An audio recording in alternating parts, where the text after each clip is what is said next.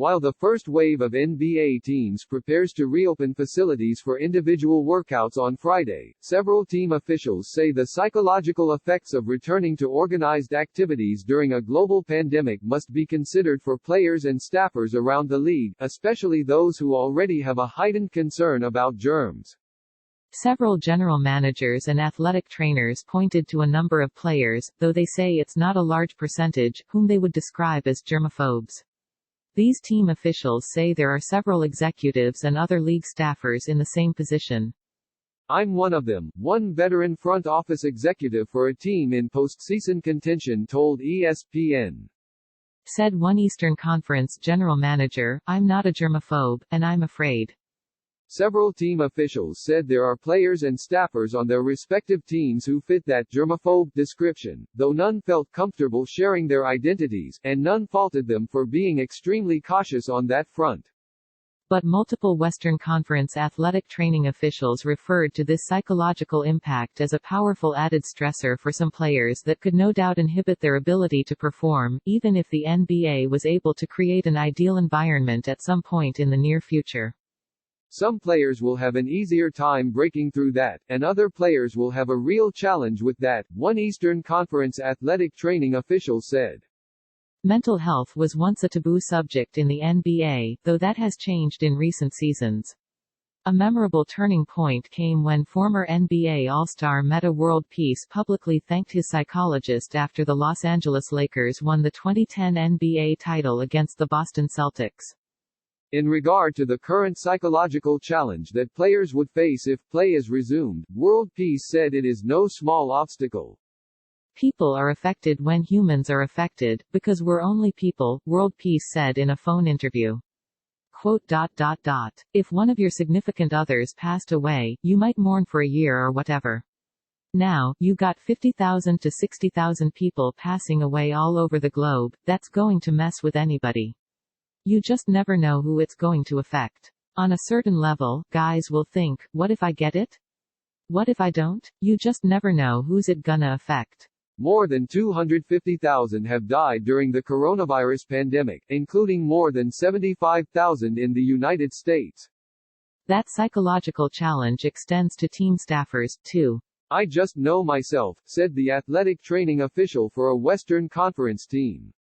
I wouldn't want to work with the players. I mean, these are young guys. Some of them, I don't think they think it's real. They're just like, oh, we're thinking too much into it, but I'm like, it's the whole world.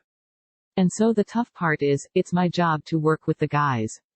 So you don't want to go against the grain, but at the same time, I'm not trying to put my family at risk. If, in fact, some players are ultimately uncomfortable being on the court, and, thus, breaking social distancing guidelines, then a number of team officials said they expect that feeling will dissipate in time, especially as financial losses mount.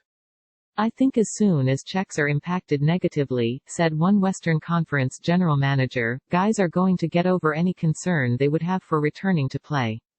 Added one Eastern Conference general manager, there are always going to be people, when they have the ability to put up a fight against certain things they hear about, they're going to do it.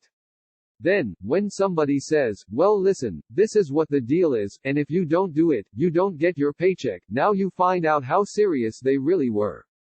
One general manager for a team not in playoff contention said that, ultimately, there is likely to be unease about resuming competition.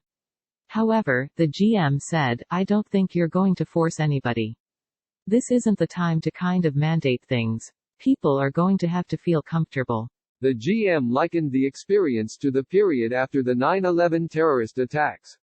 Some felt comfortable flying immediately, some didn't. It's also very personal, the GM said. You have to figure out and be sensitive and acknowledge that everybody is going to approach this thing differently and just kind of be aware of that and do your best.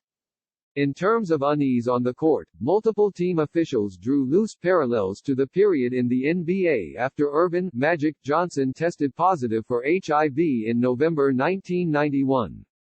Questions and concerns soon arose about whether it was safe to be on the same court as the Lakers superstar.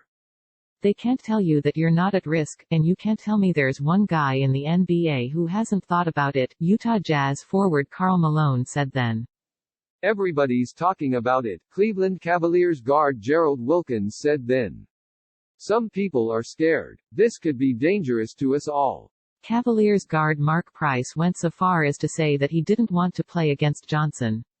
Even in Johnson's own locker room, questions mounted.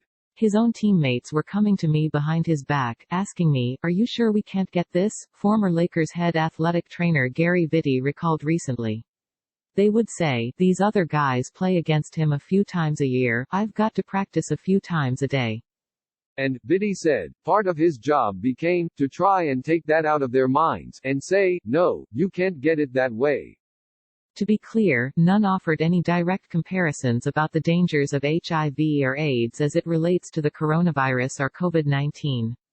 I don't think there's a corollary to Magic Johnson and what he dealt with, one general manager for a team in the playoff hunt said, but, because this one is so contagious, there's still the psychology around it. As Vitti looks at the situation now, he thinks of the differences and parallels to what the league was facing with Johnson's situation in 1991. It's comparing apples and oranges, Vitti said. COVID-19 is much more contagious than HIV, but the death rate is much lower, and they can transmit it to somebody else who eventually transmits it to someone who dies, and we can't have that. The fear is there and it's real, but this is a different situation. You have a responsibility to the people down the line that you're passing it down to, and that needs to be taken seriously.